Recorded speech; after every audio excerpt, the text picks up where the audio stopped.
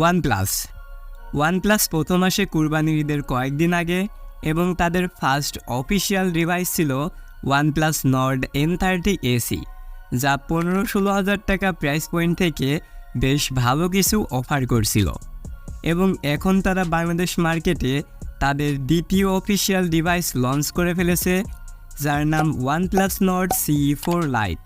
ফোনটির highlighted feature হিসেবে রয়েছে AMOLED 120Hz in display fingerprint sensor, Qualcomm Snapdragon 695 5G SoC, 50 megapixel camera এবং সুন্দর ডিজাইনের সাথে 5110 milliampere battery plus 18 watt fast charger in the box.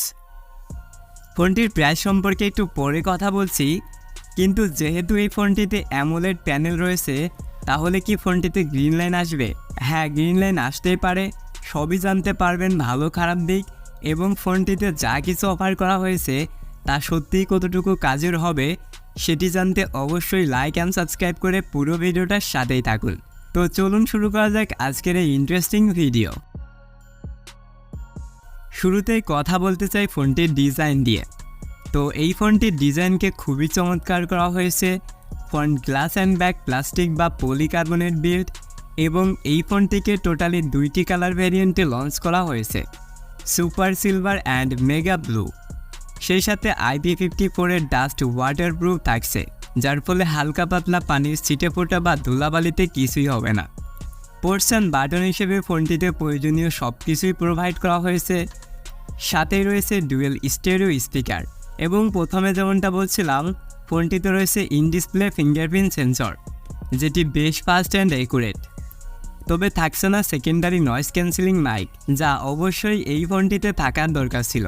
তবে ডিসপ্লেতে রয়েছে 6.67 ইঞ্চের একটি AMOLED প্যানেল, যার রেজুলেশন ফুল HD প্লাস, অর্থাৎ 2400x1080 পিক্সেল উইথ 120 হার্টসের ফাস্ট রিফ্রেশ রেট থাকছে।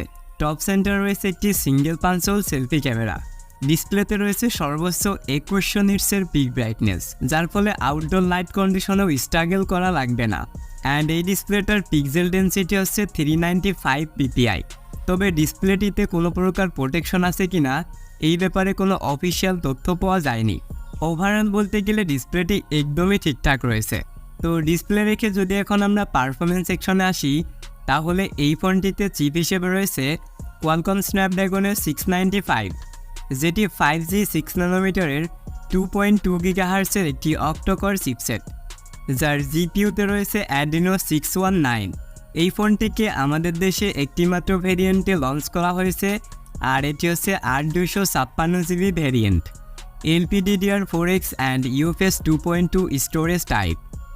ফোনটিতে রয়েছে out of the box Android 14 and ইউআইতে রয়েছে Oxygen OS 14। তো এই চিপটার কথা বলতে গেলে এটি তারা রেগুলার কাজগুলো একদম ঠিকঠাকভাবে করতে পারবে। ডে বাই ডে টাস্কে একটা স্মুথ এক্সপিরিয়েন্স পেয়ে যাবেন এই চিপটি থেকে। App opening and closing time রয়েছে একদমই ঠিকঠাক।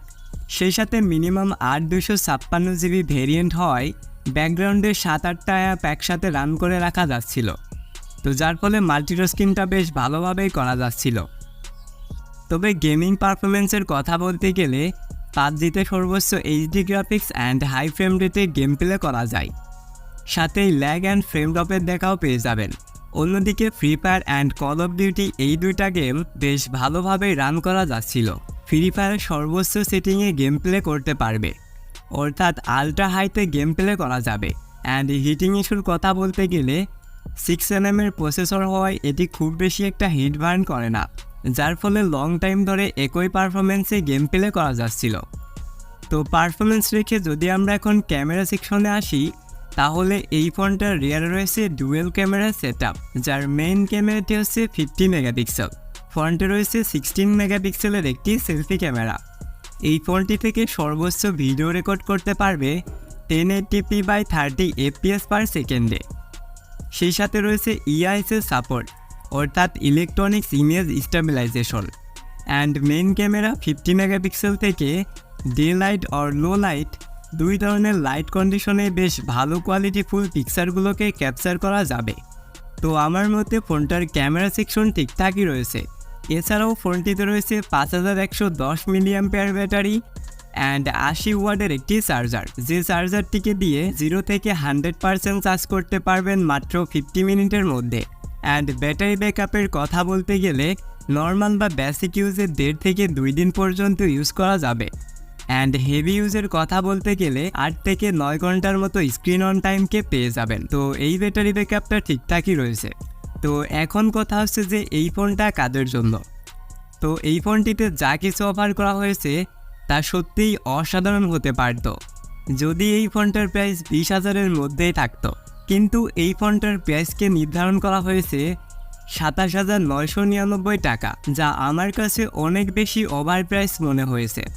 কারণ 28,000 টাকার একটি ফোনে আপনি হাই গ্রাফিক্সে গেম প্লে করতে পারবেন না, সেই সাথে 2K-তে ভিডিও রেকর্ড করতে পারবেন না। 4K-র কথা না হয় বাদ দিলাম, তাহলে আপনি কেন বেশি টাকা খরচ করে এই ফোনটি নেবেন, যেখানে এই প্রাইস পয়েন্ট থেকে আপনি এর থেকেও অনেক বেটার পারফরমেন্স ওয়ালা স্মার্টফোন বাজারে অলরেডি অ্যাভেলেবেল পেয়ে যাবেন। এছাড়া OnePlus-এরই আরও অনেক ডিভাইস রয়েছে যেখানে এর থেকে ভালো স্পেক রয়েছে, তাহলে আপনি খামাকা এই ফোনটি কেন নেবেন?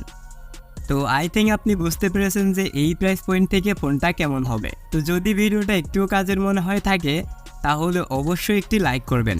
চ্যানেলে আপনি নতুন হলে চ্যানেলটি সাবস্ক্রাইব করতে পারেন। আর সম্পূর্ণ ভিডিওটা দেখার জন্য অসংখ্য ধন্যবাদ। Thanks for watching.